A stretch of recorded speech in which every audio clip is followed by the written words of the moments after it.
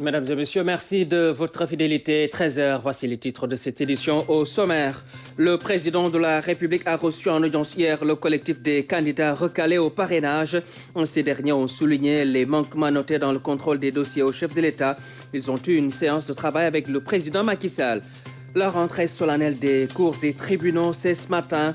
Elle est présidée par le chef de l'État. Nous nous intéressons au bon déroulement de cette cérémonie qui se tient à la Cour suprême, où l'on a fait les derniers réglages.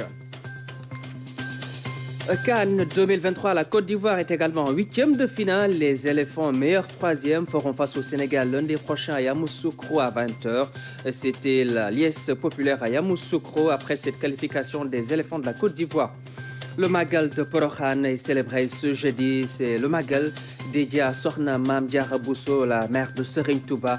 L'effervescence a démarré 72 heures avant même le Magal. Bonjour et bienvenue. Le président de la République, son Excellence, M. Macky Sall, a reçu hier le collectif des candidats recalés à la présidentielle du 25 février. Ils sont venus exposer au chef de l'État ce qu'ils considèrent comme étant des manquements constatés dans les parrainages. Voici à ce propos le porte-parole du jour, Alioune Sarr, qui est au micro de Aboubakry Kane à leur sortie d'audience. Nous avons exposé au chef de l'État, garant du respect des lois et règlements, mais aussi président du Conseil supérieur de la magistrature, les manquements suivants. Plus de 500 000 de nos compatriotes qui ont été déclarés non identifiés sur le fichier général des électeurs. Nous avons considéré que c'est un manquement extrêmement grave parce qu'il remet en cause un droit constitutionnel. Et si nous regardons la réponse du Conseil constitutionnel sur le rapport qui a été élaboré suite au recours que le collectif a initié, nous avons constaté que ces manquements sont encore plus graves. Nous l'avons exposé au chef de l'État pour que justement ces Sénégalaises et ces Sénégalais qui font plus de 500 000 disais tout à l'heure, mais également les candidats, qu'ils soient rétablis dans leurs droits. Nous avons aussi exposé au chef de l'État 9 candidats à l'élection présidentielle qui ont fait le tour du Sénégal, qui ont collecté plus de 500 000 parrains. Eux aussi, tous leurs parrains ont été rejetés parce que tout simplement, les clés USB n'ont pas pu être accédées, alors que nous avons à côté les fiches de parrainage sont dans des valises et qui n'ont pas été exploitées par le Conseil constitutionnel. Nous avons également demandé la mise à disposition du fichier électoral à l'ensemble des candidats. Nous avons également parlé du cas de M. Karim Wade, qui est un cas qui a surpris tout le monde. M. Karim Wade, en 2019, a été éliminé pour une raison X, différente de la raison pour laquelle il a été éliminé en 2024. Nous pensons que cela également mérite clarification et mérite solution. C'est pourquoi le PDS qu'il a fait ce matin a déposé également une demande de commission d'enquête parlementaire qui va éclairer justement ces questions-là, puisque nous pensons que l'élection présidentielle doit être une élection inclusive, une élection participative, une élection démocratique. Je rappelle que le collectif ne demande aucune faveur. Ce que le collectif demande, c'est le respect de la loi. Ce que le collectif demande, c'est le respect des droits des Sénégalaises et des Sénégalais. Je rappelle que 49 candidats, en raison de 50 000 parrains par candidat, c'est plusieurs millions de nos compatriotes qui sont représentés par ces candidats. Et il n'est pas acceptable qu'une quelconque institution sacrifie ses droits. Et je pense que chaque Sénégalaise et chaque Sénégalais a aujourd'hui le droit de se défendre lorsqu'il considère que ses droits sont bafoués. Voilà, donc c'était Dr Alioune Sarr, le porte-parole du collectif des candidats recalés au parrainage. Ils étaient reçus en audience par le président de la République hier, son Excellence, M. Macky Sall, qui a présidé ce matin et aussi la rentrée solennelle des cours et tribunaux. Le président Macky Sall, président du Conseil supérieur de la magistrature. Et tout de suite, nous allons à la Cour suprême retrouver Mama Moussagna. Mama, bonjour. Vous êtes en direct. Le président Macky Sall était donc ce matin l'hôte du Conseil supérieur de la magistrature, puisqu'il vient donc de présider la rentrée solennelle des cours et tribunaux. Bonjour, cher Mohamedou Bambagay, bienvenue ici à la Cour suprême. Vous l'avez dit, le président de la République vient de présider cette cérémonie de rentrée des cours et tribunaux. Une cérémonie qui marque, comme vous le savez, le début de l'année judiciaire avec, bien sûr, cette solennité traditionnelle. Et comme chaque année, c'est le président de la République lui-même qui vient présider cette cérémonie. Avec nous, il est actuellement en train d'échanger avec les hommes de justice. Je veux parler surtout des magistrats. Cette année, il a été question du thème la protection de la vie privée, un thème qui a été évoqué par Barou Diop, et il a été surtout question des réseaux sociaux, des dérives, des diffamations qui sont surtout enregistrées à travers les réseaux sociaux. D'éminentes personnalités, bien sûr, on prépare à cette cérémonie. Je veux parler des membres du Conseil supérieur de la magistrature, avec le président Aliba à leur tête. Je veux parler également du Premier ministre qui était là, mais tous les membres du gouvernement, notamment le ministre de tutelle, le ministre de la Justice. Justement, nous recevons sur ce plateau M. Barou Diop qui a prononcé le discours d'usage. M. Diop, le thème, la protection de la vie privée, qu'est-ce que cela vous inspire?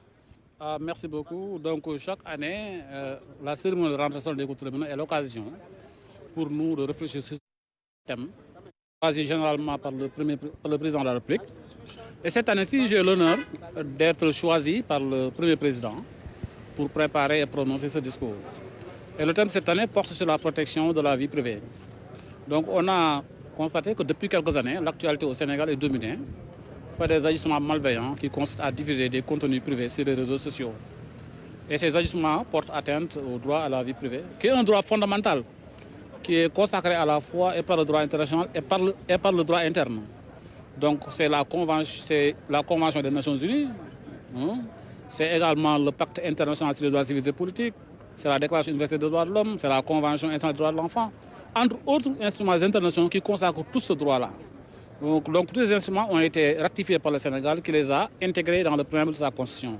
Donc ce droit, c'est un droit constitutionnel au Sénégal, reconnu à tout citoyen sénégalais, même s'il n'est pas expressément cité dans la loi fondamentale.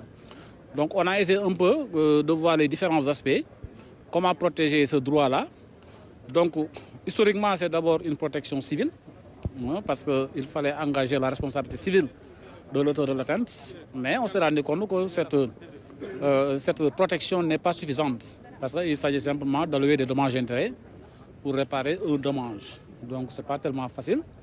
Donc le juge des référés peut avoir son mot à dire, parce que le juge des référés peut prendre des mesures dans l'urgence. Mais c'est surtout la protection pénale que j'ai mis en exergue, parce que c'est la protection la plus efficace. La plus efficace. Au départ, on sanctionnait la vie privée à travers d'autres droits jugés plus importants, par ce qu'on appelle les délits de violation de domicile, le secret professionnel, le secret de correspondance. Mais ces infractions se sont montrées inefficaces. Et surtout avec le développement de l'Internet, de l'informatique, des nouvelles technologies de l'information et de la communication, donc qui ont induit de nouveaux comportements avec de nouvelles formes d'atteinte auxquelles le législateur a essayé un peu de donner des réponses adaptées. Le législateur sénégalais a voté diverses lois. Donc c'est d'abord la loi 2012 sur la protection des données à caractère personnel, parce que là également c'est un domaine qui est là, donc avec l'intelligence artificielle, les algorithmes, la collecte des données est devenue un enjeu économique. Certaines sociétés les collectent et les revendent ou les utilisent. Et l'individu, devant le clavier, ses écrans, le téléphone portable, égrène tous les jours des données anodines, personnelles. Donc la personne expose sa vie dans la toile sans s'en rendre compte. Alors que ça, c'est vraiment des données personnelles qui peuvent être utilisées par les sociétés. Donc il fallait protéger l'individu et c'est l'objet de la loi 2012. Mais cette loi n'a pas suffi. Il a fallu également modifier le code pénal par la loi 2016-29 qui a introduit dans le code pénal de nouvelles incriminations dont l'objet spécifique est de réprimer les atteintes à la vie privée. Donc l'article 363 bis notamment du code pénal qui sanctionne les délits d'atteinte à la vie privée. Donc c'est l'espionnage auditif, c'est l'espionnage visuel. L'espionnage auditif, c'est les paroles prononcées à titre privé ou confidentiel. Alors que l'espionnage visuel, c'est l'image qu'on a captée, qu'on a enregistrée, qu'on a publiée. Donc la loi prévoit des sanctions. Donc autre terreau également fertile, c'est la liberté d'information, la presse. Donc on s'est rendu compte que c'est vraiment difficile actuellement. Donc il y a beaucoup de dérives Donc le code de la presse, la loi 2017-27, donc a prévu des infractions. Donc la loi est très claire. La presse doit respecter le droit à la vie privée des citoyens. Cette obligation incombe en premier à l'organe de presse. Mais vous, votre problème pour la presse, c'est surtout comment reconnaître le journaliste. Qu'est-ce qui distingue le journaliste, par exemple, de l'agent de programme? Non, en fait, la question ne se pose pas. Parce que le journaliste et le technicien de programme, on peut les identifier. Mais le problème, c'est les agents de programme. Les agents de programme, il n'y a aucune condition de pratique ou de diplôme. Pour être plus compréhensible, vous parlez des animateurs. Des animateurs, parce que l'agent de programme, c'est l'animateur d'antenne, l'animateur de programme. Tout animateur dont l'acte dans l'organe de presse consiste à animer des émissions. Des émissions qui ont trait au loisir, au sport, à la culture. Donc il n'y a que les nouvelles d'information générale qui relèvent exclusivement du journaliste. Donc toutes les autres matières, tous les autres domaines donc, peuvent être le fait des agents de programme. Et malheureusement, il n'y a aucune condition de formation. Et c'est là où les dérives, notamment avec les émissions interactives, les émissions d'animation en particulier. Donc on a constaté qu'il y a beaucoup de dérives. Et j'ai attiré l'attention sur les autorités sur la nécessité de réglementer ce corps-là, cette catégorie de travailleurs qui sont dans le secteur de la presse et qui malheureusement commettent beaucoup de dérives. Donc l'autre question que j'ai soulevée, c'est ce qu'on appelle les lois terroristes, les lois antiterroristes. Depuis quelque temps, avec la sécurité, on s'est rendu compte que les États prennent des dispositions pour endiguer le terrorisme, pour lutter contre cette nouvelle forme de criminalité. Et malheureusement, ces lois-là constituent des risques d'atteinte à la vie privée des citoyens. Bon, c'est des finalités louables, c'est une légitimité incontestée. C'est un règlement, c'est sur le plan légal. Il y a une réglementation pointilleuse, mais il y a toujours des risques. Il y a toujours des risques d'abus. Et j'ai proposé à ce qu'on essaie de trouver un cadre légal, prévoir des sanctions en cas de manquement et surtout en cas de détournement de finalité. Merci. Voilà. Allez, merci beaucoup. Merci, M. Diop. Nous étions avec M. Barou Diop qui a prononcé donc le discours d'usage ici à la Cour suprême, vous l'apercevez. Cheikh Mohamedou Bamba Gueye, le président de la République, qui quitte actuellement les lieux.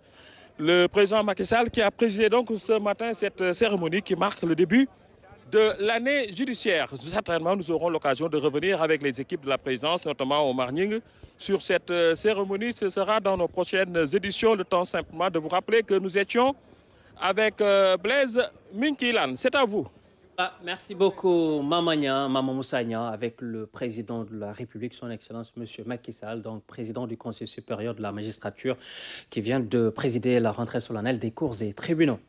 Et puis à présent, faisons connaissance avec la Cour suprême, la plus grande institution judiciaire du pays, et dirigée actuellement par Siré Aliba. C'est Nalun Fall, il a fait un tour hier en pleine préparation donc, de cette rentrée solennelle des cours et tribunaux. Tout est fin prêt, techniciens et ouvriers apportent les derniers réglages. L'audience solennelle de la rentrée des cours et tribunaux est prévue ce jeudi 25 janvier. La cérémonie, qui sera présidée par le chef de l'État et président du Conseil supérieur de la magistrature, marque l'ouverture officielle de l'année judiciaire 2023-2024 au Sénégal. Elle a lieu chaque année au siège de la Cour suprême sous la présidence du chef de l'État, président du Conseil supérieur de la magistrature. Mais au-delà des aspects protocolaires et symboliques, l'audience de rentrée des solennels des cours et tribunaux est un moment de rencontre, mais également un moment de réflexion prospective. Le thème cette année porte sur la protection de la vie privée, un sujet d'actualité. Si l'actualité réside dans la nature du thème, car qui dit vie privée, n'est-ce pas, parle de l'intimité de la personne, parle de la dignité de la personne.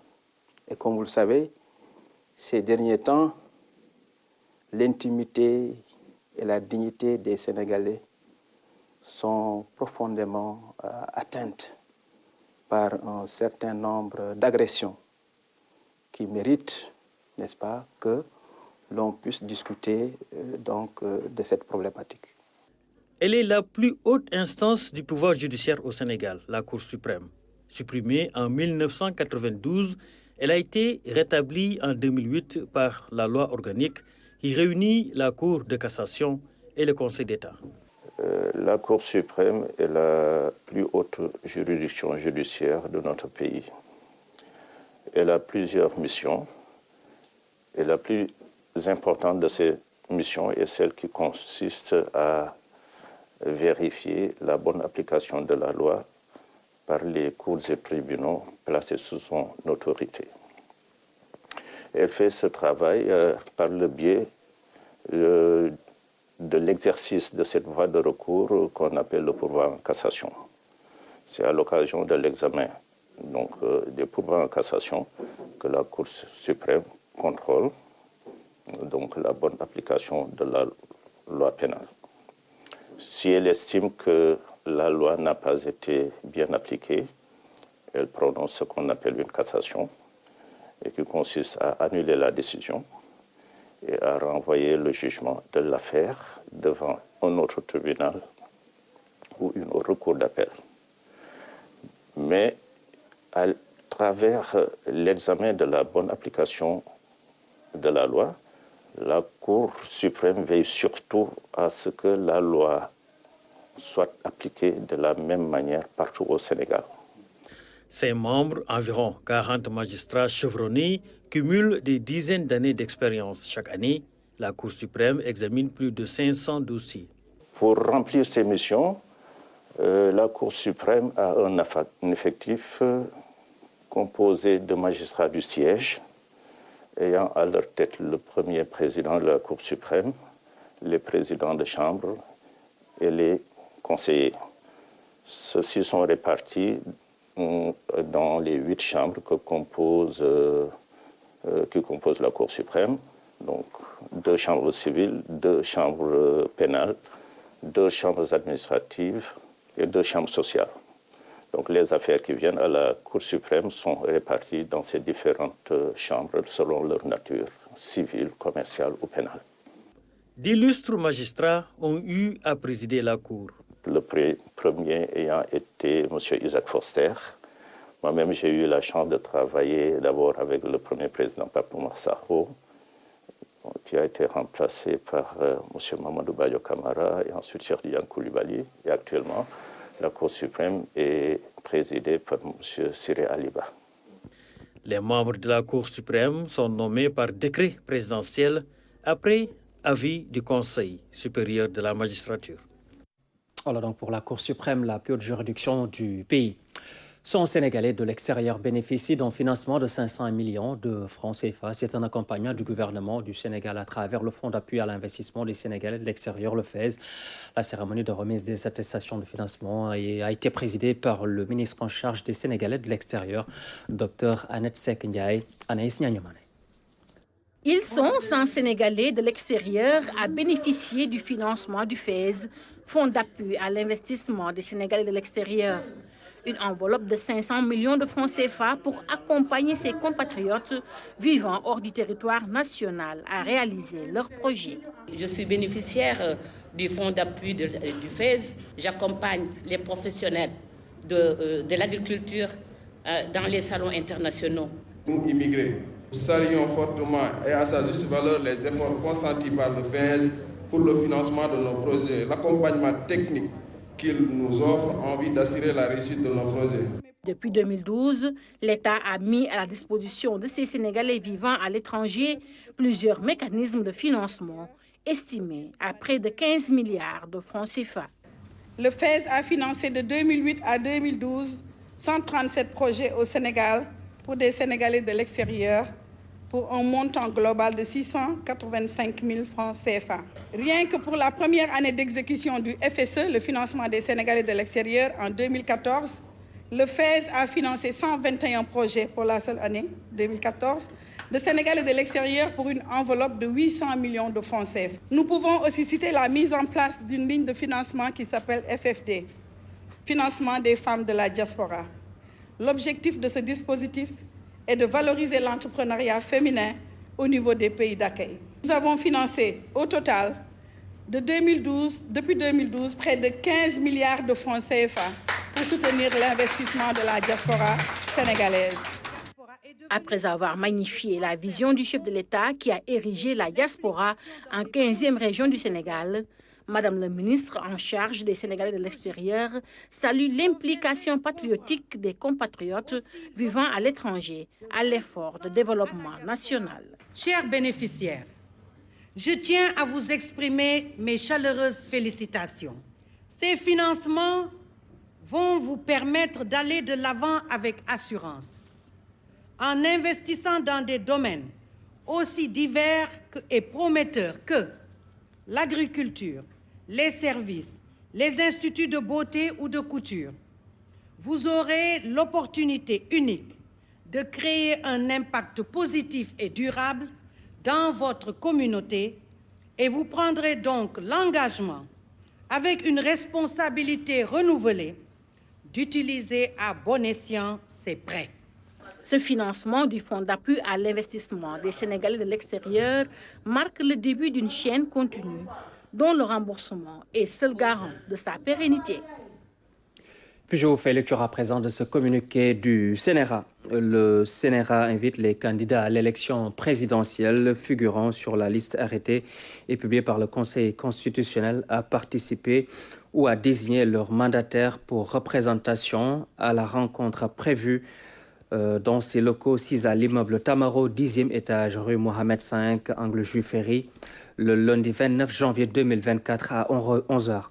La rencontre sera l'occasion pour le CNRA de déterminer avec les candidats ou leurs mandataires et la RTS le temps quotidien à réserver à chaque candidat et pour procéder au tirage au sort pour l'ordre de passage des candidats à l'émission consacrée à la campagne électorale diffusée par l'audiovisuel public. Compte tenu de l'importance de l'ordre du jour, la présence de tous est requise. Ce communiqué tient lieu de convocation. Le CNRA invite donc les candidats à l'élection présidentielle à suivre ce communiqué. Et puis, nous passons au sport avec la Coupe d'Afrique des Nations sur invitation du 12e Gaïndé. Le ministre des Sports a rendu visite au comité de supporters du Sénégal. La Diop a eu droit à un accueil chaleureux. Elle a réitéré l'engagement du gouvernement à les accompagner et a par ailleurs salué leur enthousiasme dans les tribunes lors des sorties de l'équipe nationale. Sabassi Faye et Fatoumata Savané. Au stade Charles-Konan Banny, les supporters sénégalais séduisent et se distinguent. Ils font le spectacle et poussent les Lions vers la victoire. Au lendemain de leur succès face au Sili national, le 12e Gaïndé a pris l'initiative de rassembler les acteurs du foot sénégalais pour échanger. Au lendemain d'une très belle victoire des Lions face au Sili national, que le ministre a été invité avec ses collaborateurs à venir prendre part à cette cérémonie d'échange, mais cérémonie de gratitude, de remerciement à son endroit, mais à l'endroit du gouvernement sénégalais. Mais aujourd'hui, ce qu'il faut retenir, c'est que le Manko Woutindamli vient d'être acté. Vous avez tous compris pourquoi les performances des Lions du Sénégal ont pris une autre allure, parce qu'il y a cette symbiose des supporters que sont Alekaza ici, le Leboukou et le 12e Gaïndé. Pour leur témoigner son satisfaction et son accompagnement, le ministre des Sports leur a exprimé l'engagement du gouvernement à leur côté. Si l'État du Sénégal a décidé de vous accompagner, c'est parce que le président de la République, Macky Sall, soutient le sport, particulièrement le football. Et pour ça, nous le remercions. Pour le Manko Woutiwat Ndamli, les Lions ont besoin de toutes les ondes positives.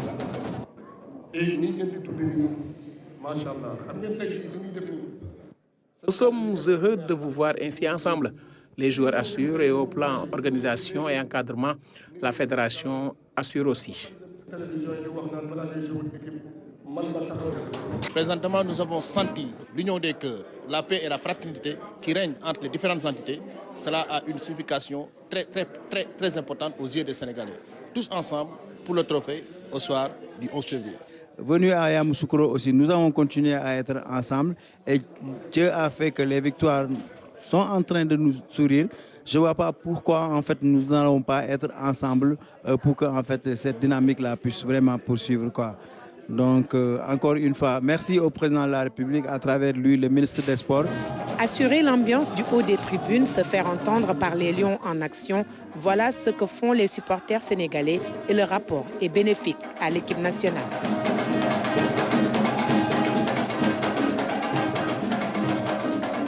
Ouais. Voilà le Sénégal qui a réalisé avant-hier pour la première fois un parcours sans faute en phase de poule de la CAN. Les Lions ont pris le dessus sur la Guinée. Le score 2-0, un derby qui a tenu toutes ses promesses. Les caméras de la RTS ont capté toutes les séquences que vous ne voyez pas forcément pendant le direct. Les coulisses du derby Sénégal-Guinée avec Massir Faye et Ibrahim Mboupa. Avant le derby tant attendu des joueurs, il y avait le match des supporters. Dans chaque camp, c'est l'optimisme à quelques minutes du coup d'envoi.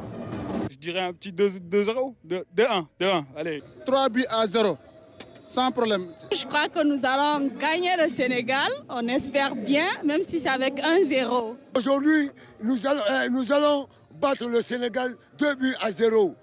Sur la pelouse, des duels à gogo. La situation a dégénéré en fin de seconde période. Les deux bancs de touche se sont vidés. Les remplaçants sénégalais ont été les premiers dans la mêlée.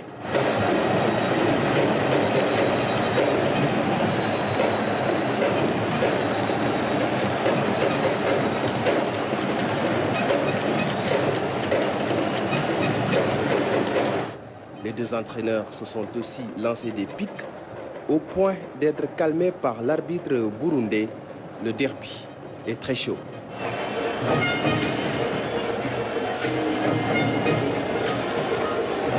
C'est connu, dans cette CAN, les Lions du Sénégal sont plus redoutables en seconde période. Abdoulaye Seck donne un avertissement à la défense du Sili national. Aliou Cissé profite d'un arrêt de jeu pour lui donner quelques tuyaux.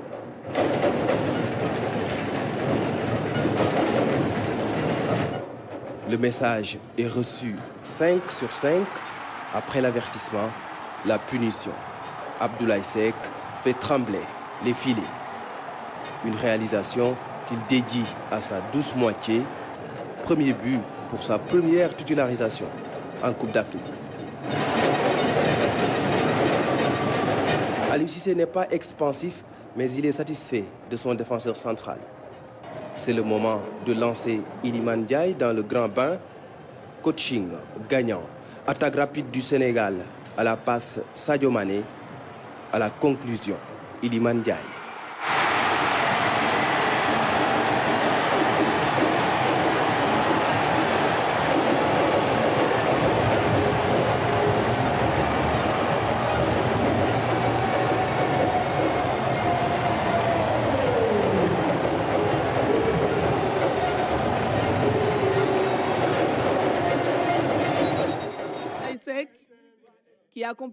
Le Sénégal domine la Guinée 2-0.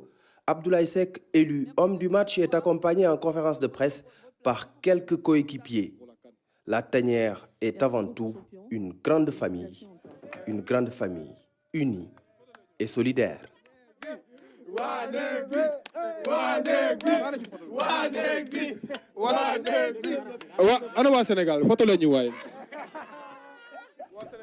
Voilà, donc la liesse populaire après la qualification, la belle qualification des Lions.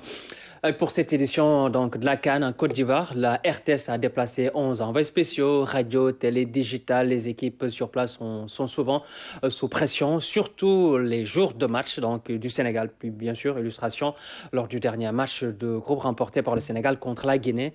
Reportage signé Sarah Luya, Massir Faye et Sabassi Faye. Ambiance détendue au quartier général de la RTS à Yamoussoukro. Comme avant chaque match de l'équipe nationale, le petit déjeuner se prend d'abord d'envoi. Quand vous commentez un match, vous ne devez pas venir à 30 minutes, 20 minutes. À H-2, à 2 heures du coup d'envoi, vous devez être en place pour pouvoir faire tous vos réglages et tous vos tests et être à l'abri de toute surprise à l'antenne. Nous sommes détenteurs de droits. La RTS a déjà fait un booking et payé très cher là où nous commentons, ce qu'on appelle position commentateur. C'est à coût de millions.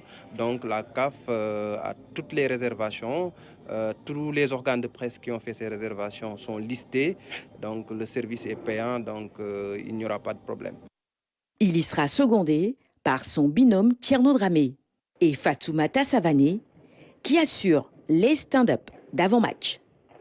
Dès la publication des listes, on essaie d'avoir le maximum d'éléments, d'informations sur les joueurs. Mais au fil de la compétition, les stats évoluent. Donc on fait une petite mise à jour. Et après, voilà, 1 heure, 2 heures avant, là on revoit un peu les fiches pour se les remémorer. Parce que sur le direct, tu ne peux pas tout le temps ouvrir. Parfois, c'est bien d'avoir tous les éléments en tête. Et après, on va attendre la sortie des feuilles de match pour faire notre dispositif tactique. Le stand-up d'abord, pour un peu donner le pouls du stade à Pape Bigué Ndiaye et à ceux qui sont sur le plateau. C'est un peu leur décrire l'ambiance ici au stade Charles Konan Banny de Yamoussoukro. On peut parler des supporters, mais des journalistes également, de tous ceux qui sont dans l'enceinte du stade, mais surtout de l'ambiance. L'équipe radio aussi se prépare à faire vivre cet ultime match du groupe C à ses auditeurs. Un travail fastidieux. Kalidou Koulibaly a âge du club, le match qu'il a joué, le nombre de matchs, quand est-ce qu'il a commencé en équipe nationale. Donc ça, j'ai ça devant mes yeux. Ça c'est quoi? Ça c'est une fiche aussi. Guinée, Sénégal, les hymnes, la première, les performances, les 2 entraîneurs, Kaba Diawara, Aliou Cissé, leur âge, leur parcours, le nombre de matchs qu'ils ont fait, la Guinée, comment elle s'est qualifiée, son histoire, le Sénégal, comment le Sénégal s'est qualifié, les joueurs à suivre, Kirassi, Sadio Mané, Aliou Cissé, Kaba Diawara, et leur différenciement de jeu. Donc voilà, ça c'est l'équipe guinéenne. C'est un travail énorme. Ouais. Voilà, c'est un travail de fourmi. La direction générale met les moyens et là vraiment ça nous met à l'aise et ça nous permet de pouvoir nous concentrer davantage sur le travail parce que quelque part aussi on est un peu comme les joueurs. On a besoin d'être dans de bonnes conditions pour être focus sur notre travail et nous permettre d'être performants pour que ça rehausse l'image de la maison de la RTS. Au-delà de la radio et de la télé, la RTS a également acquis les droits digitaux. Muni de son téléphone, Antasec est à l'affût d'images exclusives à poster sur les réseaux sociaux. Ça tourne autour vraiment déjà de l'équipe nationale, que ce soit les entraînements, que ce soit également les conférences de presse, sans oublier bien évidemment les avant-matchs, pendant les matchs, mais aussi les coulisses, tout ce que vraiment les Sénégalais ne voient pas à travers l'écran, qu'on puisse vraiment le mettre en exergue sur les plateformes digitales. Pendant les matchs, les caméras ne sont pas autorisées dans les tribunes. Caméramans, preneurs de son et journalistes, chacun est déjà à son poste pour la rencontre. Et lorsque la partie se termine, pour les envoyés spéciaux, c'est la pression de l'après-match qui démarre. Le boulot n'est pas terminé parce que là, on est en train d'exploiter les images de la conférence de presse, de zone mixte, tout ça. On envoie pour le JT, donc la soirée va encore se prolonger. Sous pression quand même parce qu'il faut faire vite. Ouais, le journal n'attend pas, il faut terminer rapidement, c'est du montage vidéo, c'est des trucs qui sont assez lourds, donc il faut aller vite. Là, on est en train de monter les flash interviews de fin de match pour les envoyer à Dakar rapidement. Moi aussi, je me prépare à aller faire une incursion dans le 20h. C'est la course contre la montre, il faut faire vite. À 23h, heure locale, tout est enfin bouclé. L'équipe quitte le stade, fatiguée mais avec le sourire, car le Sénégal a battu la Guinée. La journée se termine bien. Voilà donc le quotidien de nos envoyés spéciaux à chaque déplacement de l'équipe du Sénégal pendant la CAN. La Côte d'Ivoire s'est qualifiée en 8e de finale, donc à la faveur de sa victoire sur le Maroc, du Maroc devant la Zambie plutôt. Les éléphants font partie des meilleurs 3e. Ils feront face donc au Sénégal lundi prochain à Yamoussoukro à 20h. Après la qualification in extremis, c'était la joie dans les rues de Yamoussoukro. Ibrahim Mboup, reportage. Effusion de joie à la rue des Maquis. Yamoussoukro pousse un grand ouf de soulagement à l'image de toutes les villes ivoiriennes. Les éléphants étaient au bord du précipice. Ils reviennent de très loin après l'humiliation devant la Guinée équatoriale à Ebimpe. Les supporters sont passés par toutes les émotions pendant 72 heures. L'heure de la délivrance est arrivée.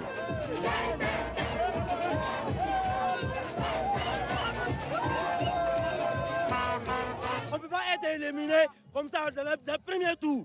C'est la Côte d'Ivoire quand même. Donc, là, il n'y a pas amusement. Je vais qu'il y a s'amuser sur le terrain là. Nous, on rentre sur le terrain. Maroc, merci. Vraiment, merci. Non, on ne peut pas donner. Si, Maroc, on vous remercie. On a joie. On remercie Dieu pour cette grâce immense. Alhamdulillah, Rabbil Alamin. On remercie tous les joueurs marocains. On remercie tous les Marocains. À la fan zone de Yakro, même scène de Liès, les supporters s'en donnent à cœur joie. On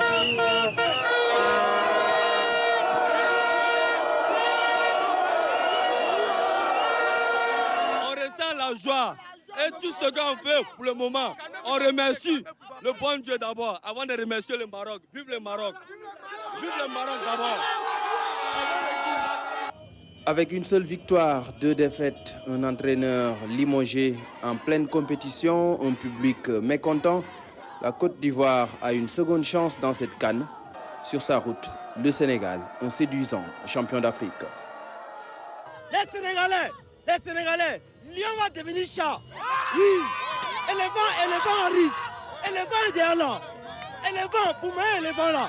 C'est un éléphant qui tombe et quand il se réveille, c'est pas pareil. Le Sénégal va lui l'air. Ils vont connaître qui est la Côte d'Ivoire. Les supporters ivoiriens retrouvent la verve et sont convaincus que leurs joueurs vont montrer un autre visage face aux Lions du Sénégal. Une finale avant la lettre lundi prochain au stade Charles Konabani de Yamoussoukro.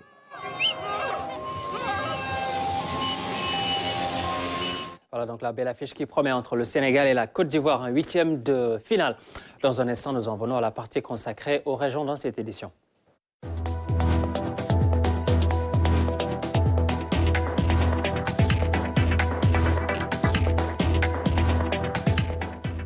Et ce jeudi, c'est la célébration du Magal de Porokhan, l'unique Magal qui est réservé à une femme, la mère de Serigne Touba, Sokhna Mariama Bousso, Mame Diarra Bousso, qu'on appelle donc affectueusement. Actuellement, c'est l'effervescence et la grande ambiance autour du mausolée de Mame Diarra Bousso, la mère de Serigne Touba, avec des vitelles qui sont venus de tous donc de les coins du Sénégal, même également de l'extérieur, pour célébrer ce Magal de Porokhan. Retour avec Claire Diop, actuellement à Porokhan.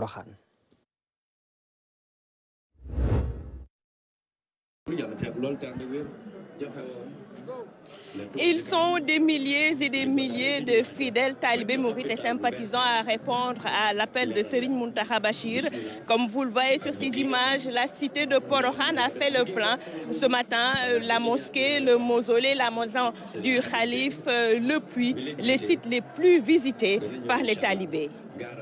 Ils viennent de toutes les régions du Sénégal, aussi de la diaspora. Ce 25 janvier, tous les chemins mènent vers Porokhan. Chacune veut faire sa ziara et célébrer Sokhna Diarra à sa façon. C'est vraiment avec un grand plaisir que nous venons là pour célébrer le grand Magal de Porokhan. Vraiment, nous n'allons pas ressentir vraiment la fatigue. Vraiment, parce que c'est vraiment un immense plaisir que nous venons là pour fêter le Magal de Porokhan. Vu que lui, il a duré que 33 ans, il a vécu que 33 ans, mais malgré tout, il y a eu de très très bonnes choses et aussi des très très bons enseignements qu'on peut apprendre de lui. Sentiment de contentement et de gratitude envers Sokhna Diarra, qui est un modèle pour toute femme mariée, musulmane que nous sommes. Donc c'est des moments de recueillement et de gratitude envers toute la communauté mouride.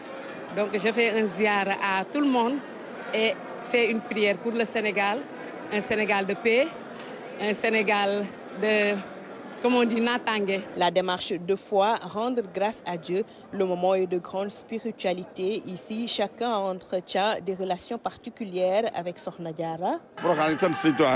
Pour rendre grâce à Dieu et remercions Serigne Touba et Sokhna Diarra Bousso, que le bon Dieu exauce toutes les prières.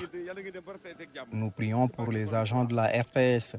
Je suis très content d'être ici à Porokhan.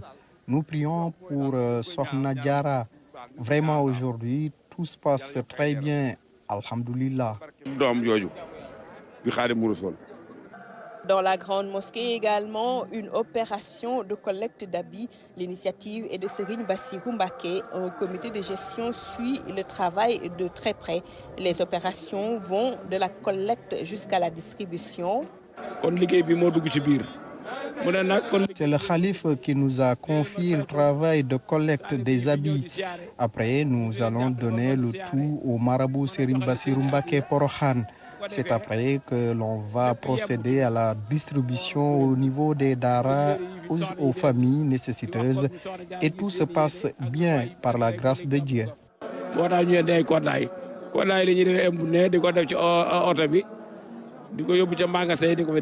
La première édition du Magal de Porokhane fut célébrée en 1952 sur initiative de Serigne Bassirou Mbacké. Bien des années plus tard, la petite bourgade a plus que grandi. Porokhane est devenue une contrée moderne avec toutes les commodités requises. La période du Magal est une occasion de grandes retrouvailles, de commémoration et de célébration à l'honneur d'une femme qui, sa vie durant, a travaillé pour le triomphe de l'islam.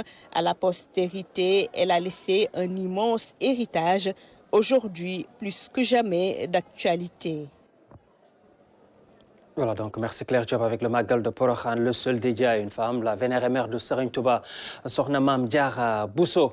Voilà, merci à vous tous de votre attention. C'est la fin de ce journal. Merci de votre fidélité. Merci également à toute l'équipe de coordination. Je vous souhaite de passer une très bonne journée.